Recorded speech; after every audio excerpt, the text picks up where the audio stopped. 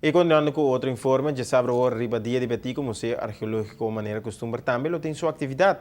O museu está abrindo de 10 horas de manhã até 2 horas da tarde, e maneira abrir costume com música, bom ambiente e venda de tremendo passa-boca. Mas aqui o museu quer aproveitar o dia para criar oportunidade para recrutar voluntários novos. Assim, o Museu Arqueológico tem voluntários de diferentes idades, que começar e acaba por 6 anos, de grupo infantil, jovem e também adulto.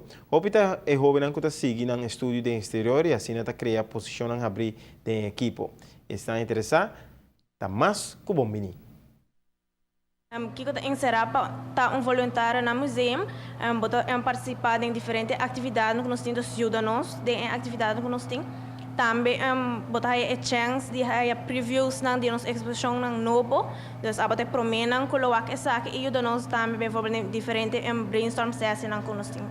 Nós desejamos mais brigada juvenil, dor que nós está trabalhando com basta caba, pero tem que também seguir estudo a fora, pensei nós quer mais jovem para ajudar nós para fazer atividade mais bom para o público. O jovem voluntário está compartilhando entusiasmo formando parte do grupo juvenil na loteia de sábado durante a atividade para contestar qualquer pergunta que estão interessados. Well, gostaria da parte de Brigada Juvenil aqui no museu, porque bota sim a roupa de cultura e bota assim tipo na casa aqui.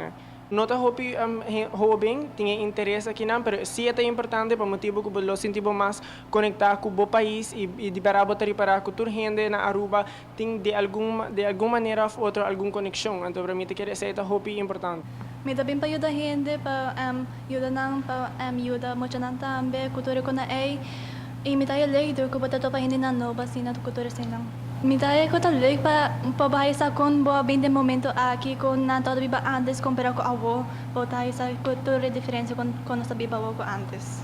Já sabe milota available para contestar perguntas não over de gente não que está interessado para estar voluntário e também para ajudar esse presente.